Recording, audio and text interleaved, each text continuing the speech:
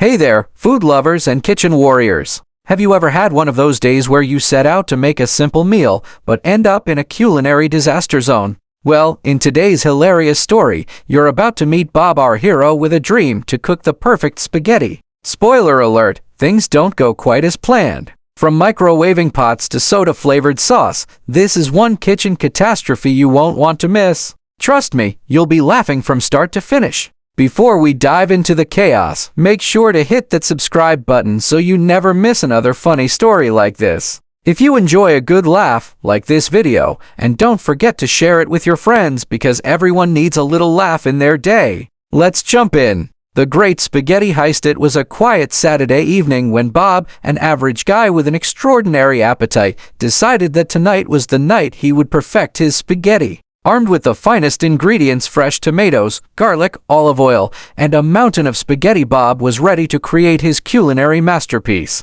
There was only one problem. Bob was notoriously terrible in the kitchen. His last cooking attempt resulted in pancakes so tough they could have doubled as frisbees. But tonight, he was determined. He cranked up some Italian music to set the mood, donned an apron that said "Kiss the Cook," and got to work. First step, boiling the spaghetti. Easy enough, right? Wrong. Bob, in his infinite wisdom, filled a pot with water, but instead of turning the burner on, he placed the pot directly in the microwave. "I'm saving time," he thought. After 10 minutes, the microwave beeped, and Bob was greeted with a lukewarm mess of water that hadn't boiled at all. Not to be discouraged, he transferred the pot to the stove and cranked the heat up to high. While waiting for the water to boil, Bob turned his attention to the sauce. He poured olive oil into a pan, then threw in the garlic and tomatoes. The sizzling sound was encouraging until he realized he had forgotten to chop the garlic. Whole cloves bobbed around the pan like rubber duckies in a bath.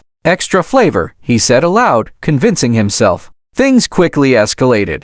The water on the stove began to boil over like a volcano, and the sauce started to burn, filling the kitchen with a smoky haze. Desperate, Bob grabbed the first thing he saw, a can of soda, and dumped it into the sauce, thinking it might somehow salvage the dish. At this point, his cat, Muffin, was sitting on the counter watching the chaos unfold with a mix of disbelief and mild amusement. Bob looked at her. "You think you could do better?" Muffin licked her paw and turned away, unimpressed. In a final, frantic attempt to save dinner, Bob drained the spaghetti, sort of. Half of it went down the sink, and the other half clung to the strainer like it knew better than to be eaten. With a sigh, he plated what remained of the spaghetti and poured his unique soda-infused sauce over it. Bob sat down at the table, fork in hand, determined to enjoy his creation. He took one bite, then immediately spat it out. It was horrific. The soda had made the sauce sweet and fizzy, and the garlic was still crunchy. Even Muffin, who would normally beg for scraps, sniffed the plate and walked away in disgust.